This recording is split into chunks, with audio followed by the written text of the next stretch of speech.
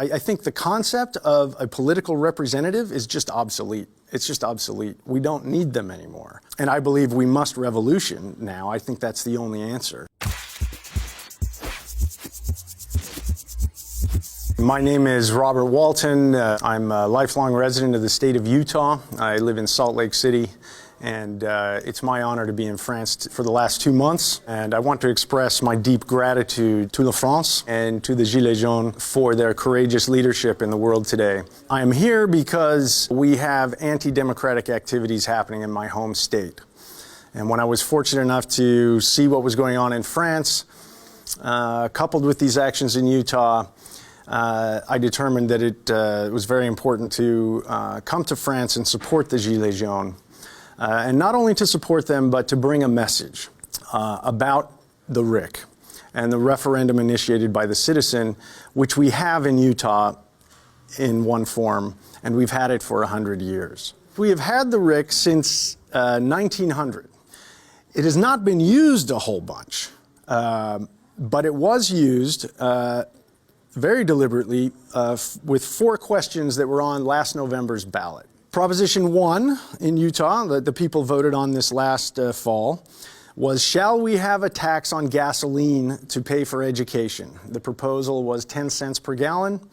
There are some interesting aspects to this referendum, but the bottom line is that people voted no. We don't want a gas tax. And let's be clear about that. Some people think, oh, you know, taxing gasoline is a good idea. It's good for the environment, you know.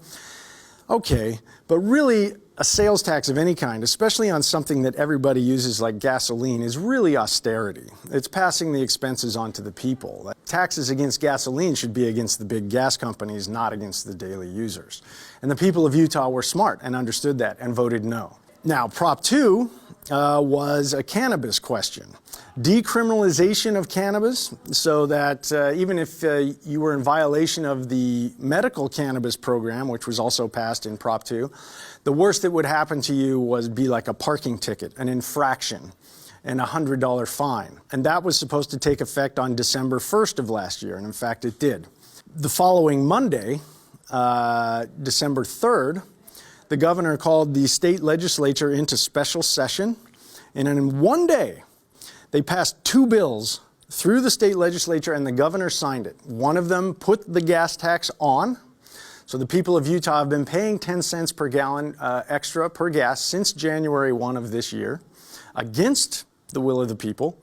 And Prop 2, and then they recriminalized cannabis, so that they can now send you back to, if you're caught in possession of cannabis, you can go to jail for 6 months. Prop 3 was Medicaid expansion, adopting the federal program to allow federal dollars to come to Utah to help lower income people get medical care. And they didn't overturn that in one day. They went through the legislative session in January, February, and March of this year and took it back over the will of the people. And there were some protests in Utah over that. We were inspired by the Gilets jaunes, and we started protesting in front of the governor's mansion last December. Just a small group of us, and we would watch every Saturday, very early back home in Utah. It starts at about 3 in the morning. We start seeing the manifests in France and just being inspired by what we're seeing. And we're seeing the French fight for the RIC, which we have and is just being abused. We have a system of legalized bribery that basically subverts democracy everywhere. With the French, over 200 years ago, we formed the Republic. It was a great progress over monarchy, certainly, but it has run its course. And given the way that it's been set up with the money in the system, it's irreparably corrupt. And I believe we must revolution now. I think that's the only answer. I think we need a revolution to direct democracy, probably in some sort of virtual form. We don't really need politicians anymore. Technology is so far past our politics that our politics are almost irrelevant. I mean, look, we vote for stupid things in America, like American Idol or whatever. We do that on our phones. Why can't we decide issues? Voting for politicians, it doesn't matter how good the guy is. We could have the greatest president or the greatest person in the world run for president of the United States, and it is highly unlikely that he will be able to do anything about the U.S. military-industrial complex, which the citizens of America no longer have control of.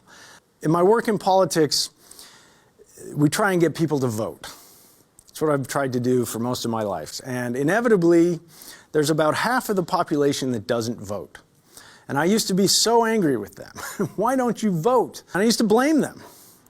I don't anymore, because I think those regular people sort of look at the political system and already just sort of inherently know that this guy in a suit versus this guy in a suit, neither one of them are going to do anything for me. Why am I even wasting my time? I think, however, that if people are given the opportunity to vote on issues that matter to them, that they will vote. They don't want to vote for, someone who looks like Macron, right? I mean, the deal there is get every hair in place and get your shoes right, and this is what it is to be a politician. It's not, this isn't the heart of democracy. I think the concept of a political representative is just obsolete. It's just obsolete. We don't need them anymore. So the big questions in the world can really only be answered by referenda. There are two ways to have a revolution in general, right? You can storm the Bastille, or you can, overtake the government, overthrow them violently. Our governments are so militarized that I don't know that that's possible. Or you ignore them and you build something new, which is, I think, what we have to do. My hope is that the French will declare a direct democracy. And from there, you have to have assemblies and you have to build it. And you build it on the principles of direct democracy. You hold votes about every decision you make. There needs to be an expanded Bill of Rights that protects human rights to make sure that we don't, vote whole groups of people out of existence just for their inherent characteristics or whatever. But I have confidence that the French can figure this out. I mean, there's something very special about the heart of France. Always has been. The fact that the Gilets jaunes came from France should not surprise anyone. We cannot be grateful enough for that. And I hope to support them in these efforts as much as I can. I'm sorry to say this, but France is not a free country. I've seen it with my own eyes. I mean, it's just not. There's no freedom of speech, really. Every Saturday since I've been here, I've been to a manifest. I did 4 in Paris. I went to what was intended to be a small manifest in the town of Nîmes, and they arrested everybody before that even started. That was unbelievable. And then went to Marseille, and I've been back to Paris, and then just went to Nantes, and I'm back. In every case, there's been an intimidating police presence. I mean, this is not just some cops on the street. I mean, they are dressed like they're playing American football. They literally look like RoboCops. The gassing of people just for wanting to assemble and speak, I think I don't know how much tear gas I've inhaled in France, but too much. There are hundreds, at least 800 as I understand it, Gilets jaunes in jail right now.